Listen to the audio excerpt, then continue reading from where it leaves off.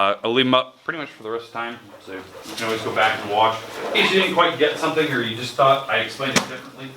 Plus I have previous year's videos, but for you guys it doesn't apply since this is the first year I've taught it for a long time. So, algebraic expressions, classifying numbers. That's kind of the outline that we're doing today. I want to, number one, review the verbal expressions. I didn't really get to it too much why we're doing it from Friday. But I want to review that. That'll be one of the things we end with today. But vocab terms, with that's kind of the key idea. So when we're talking about those verbal expressions, adding, subtracting, multiplying, dividing, there's a reason why we did these last Thursday, is because when we start talking about certain types of real numbers, they're in a certain form. Certain ones are ratios, which are division. Well, we have to know those keywords, especially what like ratio means. But those are the ones we're going to do. The new stuff that we started Friday was we were classifying real numbers. That is what your homework is based on. So it's super easy. I give you a number, you tell me which classification it fits in. If it fits into multiple classifications, this is the new part today, you have to tell me each type it fits into, every single type. I will give you a chart today that will help you out, and that'll be one of the last things we look at today. Alright, so real numbers. These are just quick review of the different classifications. So if you're gone, these are the ones you need to have written down somewhere in your notes. Number one. The first classification was natural numbers. These are the numbers 1 through whatever. No decimals, no fractions, nothing. Nice clean numbers. You start with 1, they count up, and they don't end. Okay, so any number that I put on the board could be a natural number if it was one of these. Okay. Now, obviously, if they're a natural number, they fit in other categories. This is the first category that you learn. Okay, so the next type is whole numbers. Well, whole numbers is just like the natural numbers. They added one more number. They added the number 0.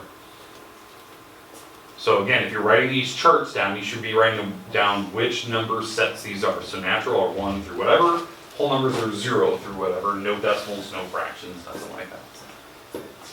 Okay, questions on the first two sets. They're pretty easy. They're basically the same set to me. Next category, integers. Just like the whole numbers, just like the natural numbers, so they have 0 through whatever, but now these add the negatives in there.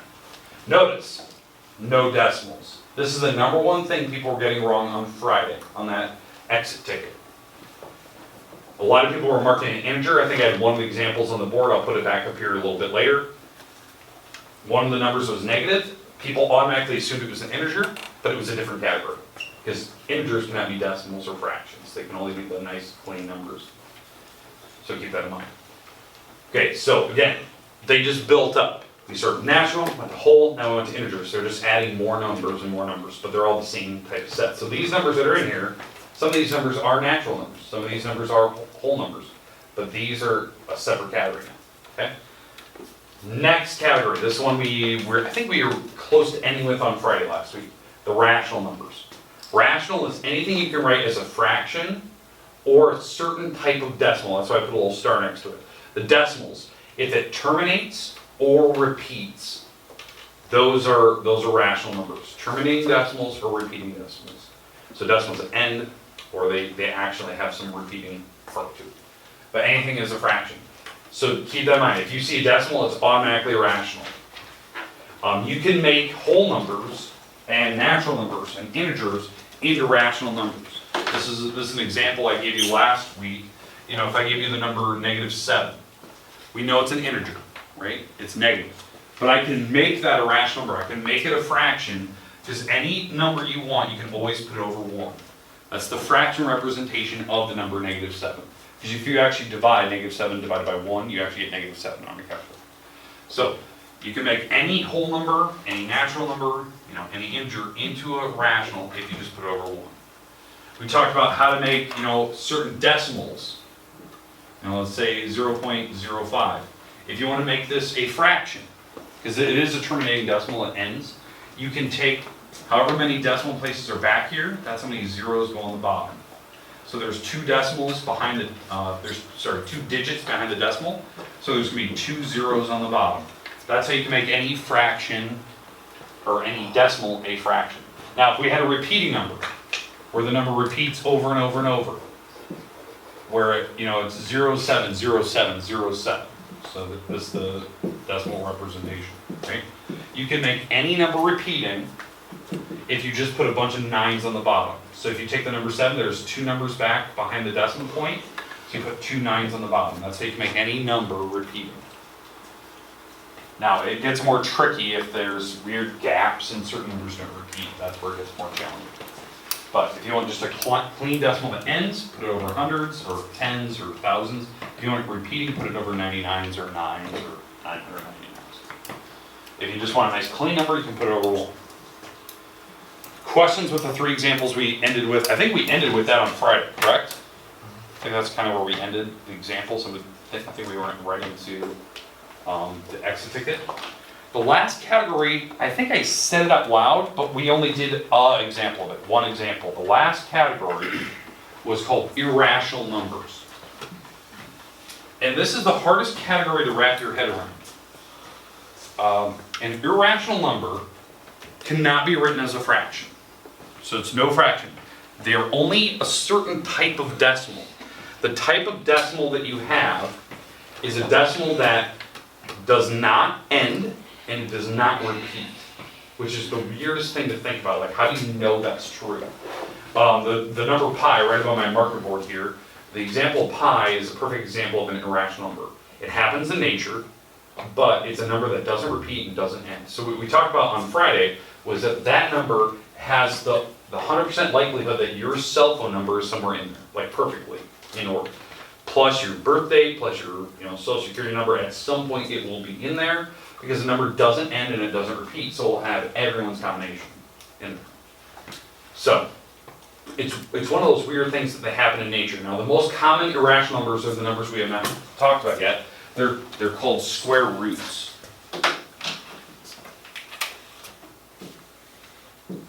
Something like that. How many people have actually seen a square root in like Algebra 1 or general math or somewhere? Wait, for pi, I thought no numbers can repeat. They don't. No number repeats. In like the same order? So yeah, so it will never like come back all the way and start repeating over again like this. It has every combination number in it, but it won't start all the way over. So like 820 will be in there like twice? It could be, but it won't like come back and start with 1, 4, 1, 5, 9 and go all the way through the same sequence again. I mean, every combination can be in there, but they can be in random spots. So yeah, that's a really weird thing to think about when you think it won't end and there's combinations up there at some point. Now, the square root of 3. Now, if you have not done this yet, if you have a calculator, I recommend that you take it out. If you don't have one, I have a couple in the back. I'd recommend that you go grab one. I got a couple extras. You want to do? And hand out a couple extras if you need one.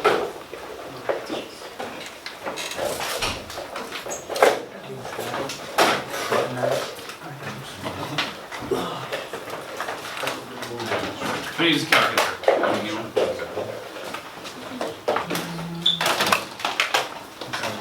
Someone else need a calculator? Everyone's got one? Okay, you want? Okay. We got 10 back there. I don't know if they're all handed out already. But if you want to help your neighbor, like let your neighbors look over your shoulder, kind of look at it. All right, what we're going to try to do is figure out how to type in the square root of 3 into a calculator. Now, I'm going to show you on mine because I think most of you probably have a calculator like mine, or you are actually borrowing mine itself. So if you're looking up here, I have my calculator up here. What we're looking for is this little blue button right here. So it's this little square root key. Perfect. Just put it in the back basket there. Yep, right there. I'll come grab it. I think. Yeah, I think you're right there in front of Dar. There's your new spot, right where Reese's stuff is sitting. Okay, so to type in the square root of 3, you're looking for this key right here. So it's the little x squared key. Now to get this key, here's what you're going to do. You're going to type the little second key. Take a little second key. That's the blue key in the upper corner. Now some of you might have a yellow key on one of your calculators or green. So you're going to hit the little second key. I call it the shift key. Then you're going to go look for the x squared key because above it, they have a little square root symbol. Now on your screen, you should see a square root, correct? Then what you're going to do is type in the number 3 and then hit the equal sign. So these are the button combinations you should be hitting. Now, when you hit enter or equals or whatever thing you're hitting, I believe it should tell you a number on the screen like 1.71, something like that, correct? 1.732. 732, okay. 3, 2, blah, blah, blah. And it keeps going, right? Now, what most people understand is like, what is that number? Like, how do you know that that's the number you're getting? Okay, so let me give you an example. This number, what you're looking at on your screen, is an irrational number. Your calculator, or my calculator, whatever one you have in front of you, is estimating what it is. It's giving you an approximation, like this is roughly what that number means. But what most people want to know is like, how do you know? Like, where did you get that number from? Here's the idea, and this is the weird part about square roots. These happen in nature. You know, a square, or a number that doesn't end and it doesn't repeat. Where you typically will see irrational numbers like this is in like a geometry class, or a woodshop class. You know, fabrication if you're making numbers, or if you're making products, I should say. To give you an idea, to give you probably the easiest example I can, and then we'll type in a new number here, is imagine that you had, so imagine you're making a little project here, okay, and you had a 1 foot board in front of you. So imagine you had a 1 foot board, like you're holding onto a physical like 2x4, and you're holding onto that 1 foot board. And you're gonna take another one of those, and you're gonna like glue them together, so they make like a backwards L. So you got that image in your head, like two boards in an L shape. The weird part is, if you're going to try to cut out a third board that fits right here, like that makes a triangle. So you're going to try to cut this board out. That board is an irrational number. That's where it comes from. It's made from triangles. Now, the weird part is, think about this. Can you guys see that board in front of you? The board that you have to cut out? The weird part is that board, the length of it never ends.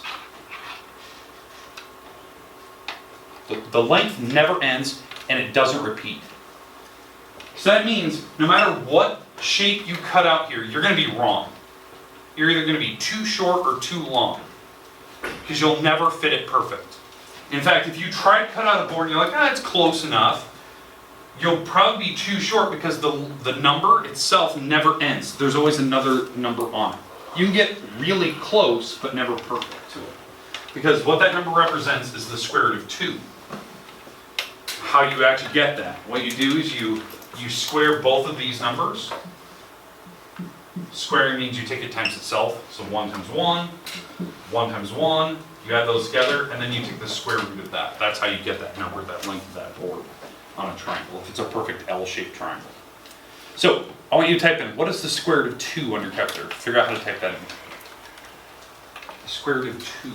It's a decimal, it's irrational. 1.414. Okay, 1.41, blah, blah, blah, and it keeps going, right? There's tons of numbers across the screen. Does anyone need help typing that in? The square root of 2. Again, that number is irrational. The calculator is approximating it. It's about it's 1.4 inches, almost 1.5 inches, not quite, or 1.5 feet, sorry, we're talking about feet. So it's not quite a perfect number. And that's why the calculator keeps going across the screen. But you can see it. You can physically see the board in front of you, but you can never cut it out perfectly. That's the weirdest thing in the world, when you start thinking about the terms of numbers. But again, that's an irrational number. They happen in nature. That's a perfect thing. You can see that physically in front of you.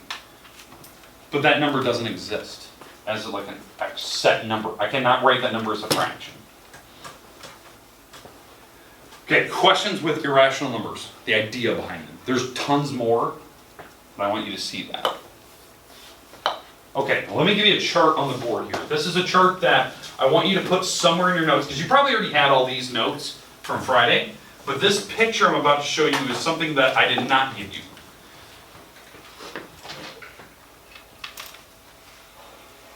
All right.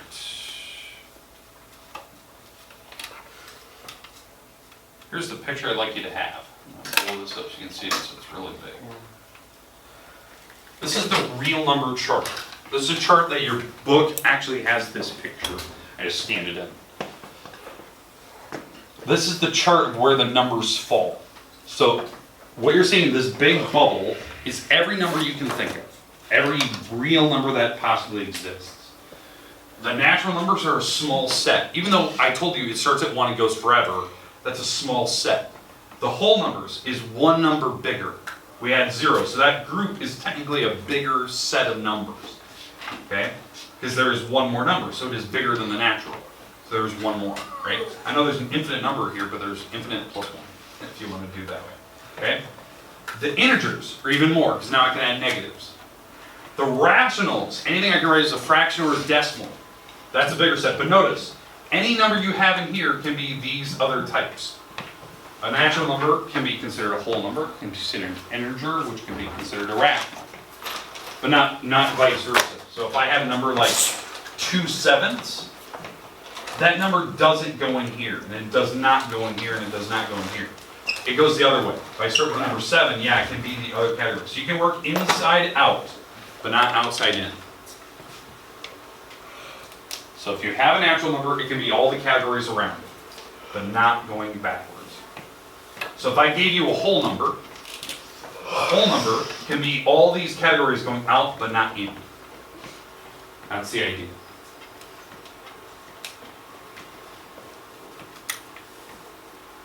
Okay, questions on the chart. Now notice, the irrational numbers, that group of numbers I put off to the side. Do you see that I put it over to the right?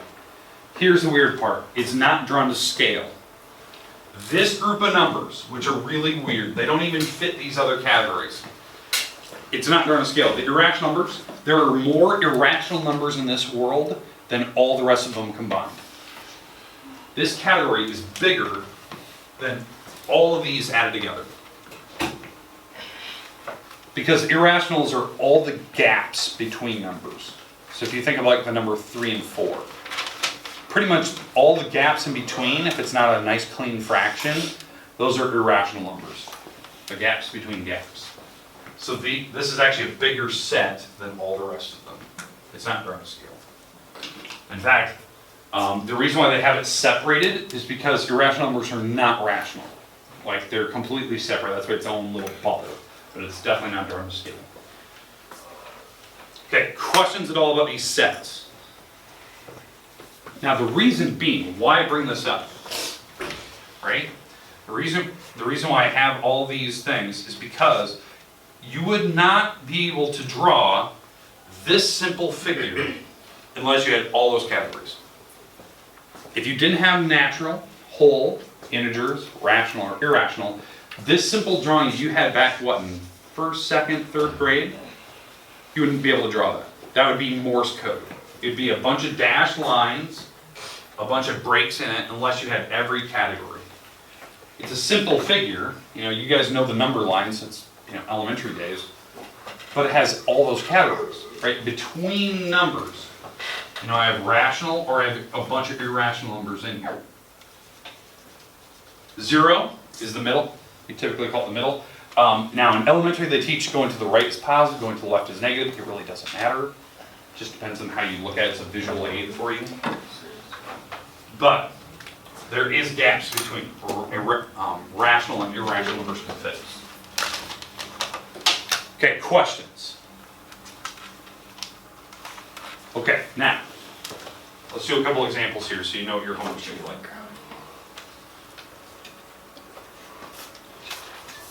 Okay, so, let's start with some of these examples. These are ones that what your homework's going to give you. They're going to ask you to classify the following numbers. That means you have to give me every possible set that these numbers fall into. Every possible set. Okay? So I'm going to give you some of the answers. I'll give you like the first one that I thought of, and then we're going to list all the rest of them. So I'm going to put some stuff on the board here. Okay, the number -4. What category does it first fit into? Integers, right? But it also fits into rational. Because on that chart that I just gave you a little bit ago, this chart that I just had on the board a little while ago, if it's outside, it doesn't go in, but if it's inside, it does go out. So you have to think about all the categories it fits into. Well, if it's integer, it also fits the rationals. It can fit as a rational number because I can make that a fraction.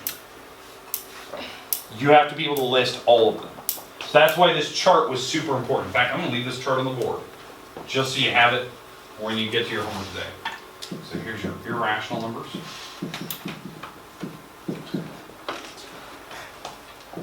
Rational, integers, whole, and natural. All right, so again, wherever you land, so we landed here, you thought initially it was an integer, it goes outside as well. That's how I want you to think of it. Okay, let's go to the next category. 51. What category does it fit into up here? The first category can fit in.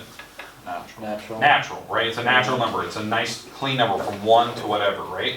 So since it's a natural, it also fits whole, integers, and rational. It goes inside out. So you have to list all of them. Whole, integer, and rational. You have to list every single one that it fits into. Because remember, the natural numbers are 1 and whatever. Whole are 0 and whatever. Integers are negatives. Rationals are fractions. Irrational is the only set. If it's irrational, it's not the others. 0. First category it fits into. Whole. So since it's a whole number, it fits in all these categories above it. So integers and rationals.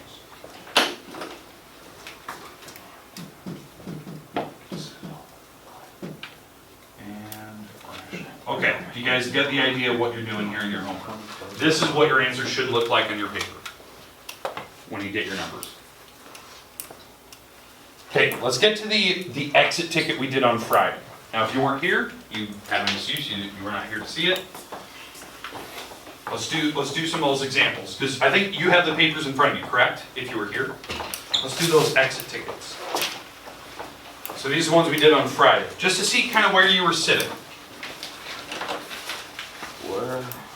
Okay, so now, probably the most common mistake that I saw when I was checking those, you wrote down the number wrong initially. You didn't write down the right number. Like you forgot a negative sign, so you thought it was the wrong category. Okay, so let's start with the first one. So here's your numbers, right? So it's the first number you have on the board, this is problem number 1, it was 2 over 7. The next number was 8. The next number was negative 12.7. And the last number was negative 3. This is the one that I saw a lot of people writing down wrong. They've got negative sign on it. Let's go through each category. The first one, what category does 2 over 7 fit into? Natural. What? Say it? Rational. Rational. Because it's a fraction, right? It's a rational number. Does it fit in any other categories? No, because if it's outside, it doesn't go in. If it's inside, it does go out, but it doesn't go the opposite way. So it's rational, we stop there. It's a fraction. I don't even need to look any further. Next one, the number 8. Okay, natural. That's what I was looking for. Whole, integer, and rational. It fits every category. Now I know a lot of you didn't put all of them. You just put the first one you could think of. And I was looking, did you get that one right? But it was a natural number to begin with. Okay, this is the one, other than writing negative 3 wrong, this is the one that most people got wrong. Negative 12.7. What was the most common answer that we probably had? Okay, that's probably the most common one. A lot of people put integer, because they saw and they were like, oh, it's negative. The problem is that a nice clean number? No, it's not. It's a decimal, right? So since it's a decimal, it's not an integer. Because if you go back to the definition I said earlier, integers are negative numbers, but they're not decimals. So the category that it doesn't fit into, it's not an integer, it's a rational number. Rationals can be negative as well, but they're decimals that either end or repeat. So this was a rational number. That's the most common mistake people made. They kept saying that it was an integer when it's not. It had a decimal, so it can't be an integer. These 3 categories are just nice clean numbers. There's no decimals in these. So if you had a decimal, it's got to be one of these 2. You just have to figure out which type it is. Okay, the last one, negative 3.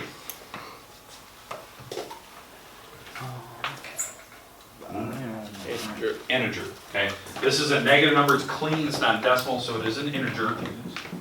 And you can also make it a fraction, so it would be considered a rational number. So there's your exit ticket we did Friday. I want to see kind of where you're at. Yeah, this is the one that was the tricky one. A lot of people, instincts would say it's integer, but it was a decimal. Okay, questions at all about what you're doing on your homework? Nope. Okay, homework today, I'm gonna give you a little sheet of paper and problems. You're gonna have to turn it in. It's gonna be due on Thursday. So it's due this Thursday. I'm betting on, if you paid attention today, this won't take you more than 5 minutes. I'm not even joking. Do we know what part range? So I want every category of numbers that it would fit into. And they're printed on the top so you can't spell them wrong. That's the number one complaint I always have. How do you spell it? Thank you. And again, if you have a calculator, you can type some of those in, because you will have to type in radicals to see what category it fits into. Because the square root could be another category if it simplifies.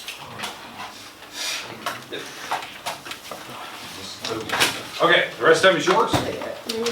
You can move around, you can sit wherever you like. You guys know the drill.